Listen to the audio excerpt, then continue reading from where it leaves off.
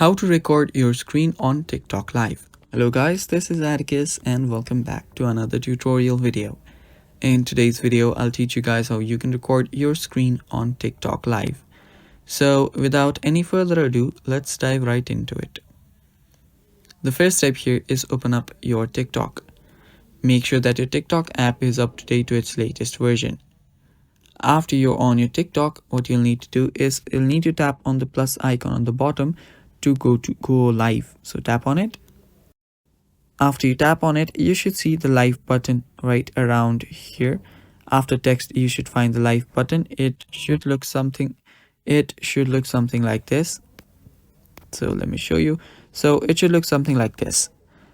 Tap on go live and you'll start going live.